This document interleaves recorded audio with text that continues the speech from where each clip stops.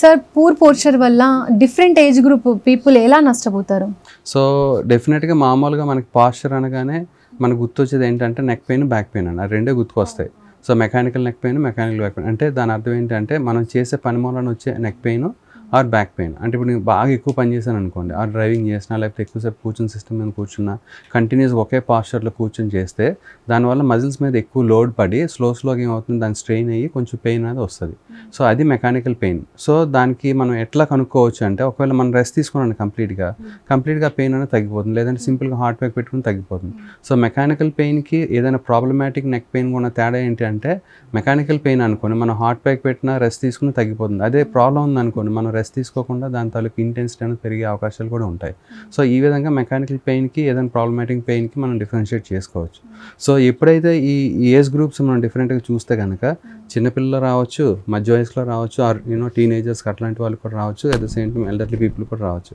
ఇప్పుడు ఒక్కొక్కటి తీసుకున్నాం అనుకోండి, ఇప్పుడు నేను లాట్ ఆఫ్ పీపుల్ చూస్తూ ఉంటాను, చిన్నపిల్లలు ఎస్పెషల్లీ చూస్తే నేను లీస్ట్ చిన్నపిల్లలు చూసిన ఒక అబ్బాయి 7 years అండి.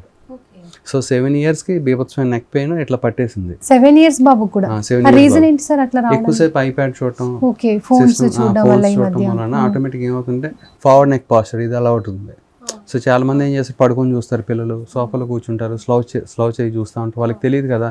సో వాళ్ళకి అవేర్నెస్ ఉండదు. సో ఎప్పుడైతే అవేర్నెస్ ఉండదో ఆటోమేటిక్ తెలియకుండానే ఆ మజిల్స్ మీద చాలా లోడ్ పడి అనుకోకుండా పెయిన్ వచ్చేస్తుంది. అది చూస్తే పేరెంట్స్ పాపం కంగారు పడ్డారు, వచ్చారు 7 years అంటే ఆటోమేటిక్ చాలా ఇబ్బంది ఉంటుంది కదా. అసలు తలతిప్పలేకపోతుంటే ఏం చేస్తుంది, చూస్తే ఆ మజిల్ రిలాక్స్ చేస్తే ఆటోమేటిక్గా బెటర్ అయిపోయింది. At the same time hot pack, ice packs ఇవన్నీ పెట్టుకుంటే బెటర్ అయిపోయింది. సో నేను అనేది ఏంటంటే ఏజ్ గ్రూప్స్ అనేది చాలా important. At the same time awareness is చాలా ఇంపార్టెంట్. అంటే కిడ్స్కి అవేర్నెస్ కావాలి, at the same time parents కూడా అవేర్నెస్ కావాలని. ఇప్పుడు కిడ్స్కి అవేర్నెస్ ఏంటంటే మనం స్లౌచ్ పాస్చర్లో కూర్చున్నామా, స్ట్రైట్ కూర్చుంటున్నామా. ఇప్పుడు చాలా మనం చూస్తే కనుక గ్రోత్స్ పట్టేజ్ అంటే మనకి గ్రోత్ సడన్గా పెరుగుతారు, అప్పుడు సడన్గా హైట్ పెరిగేటప్పుడు వాళ్ళు ఏం చేస్తారంటే ఇట్లా నడుస్తూ ఉంటారు. అది very bad poor posture. So ఎప్పుడైతే అట్లా నడుస్తాం ఆటోమేటిక్ నెక్ పెయిన్ రావచ్చు, లేకపోతే అప్పర్ బ్యాక్ పెయిన్ రావచ్చు, కొంతమంది లో బ్యాక్ పెయిన్ రావచ్చు. అట్ ద సేమ్ టైం మనకి ఇప్పుడు చాలా మందికి స్పోర్ట్స్ అవేర్నెస్ చాలా వచ్చేసింది. ఈ బ్యాడ్ పాస్చర్ వలన స్పోర్ట్స్ ఆడితే ఏమవుతుంది, ఇంకా ఇంబ్యాలెన్స్ ఎక్కువ అవుతుంది.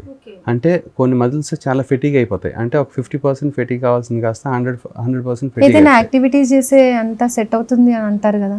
అంటే అది అసలు ఆ కిడ్లో మనకి పవర్ పాస్చర్ వలన ఏ మజిల్స్ టైట్ అయ్యి ఏ మజిల్స్ వీక్ ఉన్నాయో మేము చెప్తామండి.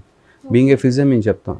దాని తర్వాత వాటిని సెటరేట్ చేసుకొని బ్యాలెన్స్ క్రియేట్ చేసిన తర్వాత వాళ్ళు గేమ్స్లోకి వెళ్తే వాళ్ళకి ఇంజురీస్ అవ్వవు. For example forward neck posture ఉంది, at the same time rounded shoulders ఉన్నాయనుకోండి, వాళ్ళకి ఏమవుతుందంటే ఈ pec muscles and upper back muscles weak ఉంటాయి, at the same neck core muscles weak ఉంటాయి. సో వాళ్ళు కానీ బ్యాడ్మింటన్ ఆడినా లేకపోతే ఏదైనా క్రికెట్ ఆడినా ఏమవుతుంది, ఈ షోల్డర్ నుంచి వచ్చే జనరేషన్ ఆఫ్ ఫోర్స్ సరిగ్గా రాదు. ఇప్పుడు ఇలా కొట్టాలనుకోండి, ఎక్కడి నుంచి రావాలి, లో బ్యాక్ నుంచి షోల్డర్కి వచ్చి షోల్డర్ నుంచి హ్యాండ్లోకి వెళ్ళి కొట్టాలి. సో వాళ్ళు ఏం చేస్తారు, ఆల్రెడీ రౌండెడ్ షోల్డర్స్ ఉన్నాయి కాబట్టి షోల్డర్స్ వీక్ ఉంటాయి. సో లో బ్యాక్ నుంచి వచ్చిన ఫోర్స్ సరిపోతుంది, బట్ షోల్డర్ తీసుకోవాల్సిన ఫోర్స్ తీసుకోలేదు. ఆటోమేటిక్గా ఏమవుతుంది, షోల్డర్లో మజిల్స్ అన్ని ఫెటీగ్ ఉంటాయి, కొట్టి మనకి ఫెటీగ్ వస్తుంది. అంటే రిపీటెడ్ యాక్షన్ మూలన అప్పుడు ఏమవుతుందంటే ఆటోమేటిక్గా స్ట్రెయిన్ అయ్యి పెయిన్ వచ్చే అవకాశం ఉంటుంది. సో అప్పుడు ఇంజురీ అంటాం. సో ఇలాంటి ఇంజురీస్ని మనం ప్రివెంట్ చేయొచ్చు. సో బేసికల్ నేను చెప్పేది అంటే కిడ్స్లో ఆ బ్యాలెన్స్ని మెయింటైన్ చేయడానికి పూర్ పాస్చర్ అనేది చాలా ఇంపార్టెంట్ అండి. సో ఇది ఎలా తెలుస్తుంది, అవేర్నెస్ క్రియేట్ చేయాలి.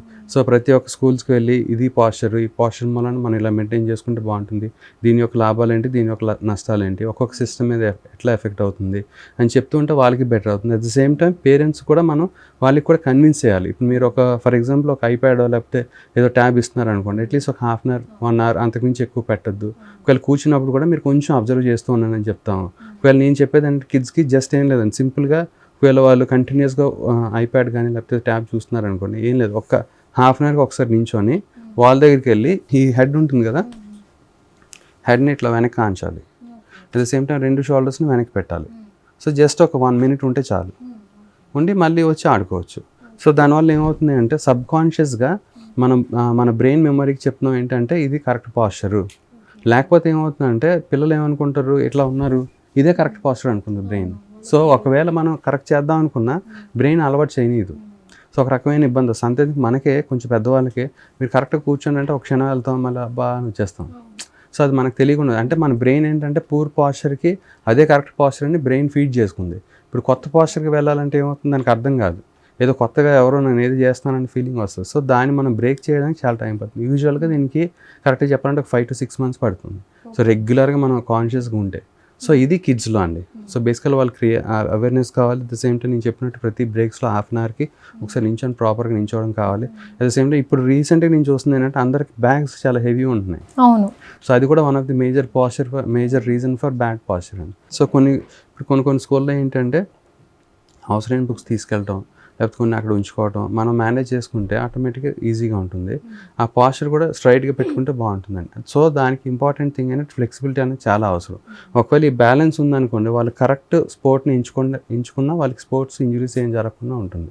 సో ఇది కిడ్స్లో. ఇప్పుడు అదే మనం టీనేజ్లో కానీ లేకపోతే మిడిల్ ఏజ్లో చూస్తే కనుక చాలామంది ఇప్పుడు ఎక్కువసేపు లాంగ్ అవర్స్ కూర్చొని చేసే జాబ్స్ కానీ, లేకపోతే ఎక్కువసేపు ట్రావెలింగ్ కానీ, లేకపోతే ఎక్కువసేపు డ్రైవింగ్ చేసే కానీ, ఇప్పుడు మనం ట్రాఫిక్ చూస్తున్నాం, చాలా ట్రాఫిక్ ఆల్మోస్ట్ 1.5 hours జర్నీ చేస్తూ ఉన్నారు. సో వీళ్ళందరికీ కూడా మన బ్యాడ్ పాస్చర్ ఉంటే మళ్ళీ సేమ్ మెకానికల్ నెక్ పెయిన్ వస్తుంది, మెకానికల్ లో బ్యాక్ పెయిన్ వస్తుంది, డిఫరెంట్ ఆర్గన్ సిస్టమ్స్ కూడా ఫెయిల్ అవుతూ ఉంటాయి. దానివల్ల నష్టాలు అంటే ఇప్పుడు నేను చెప్తా ఉంటాను.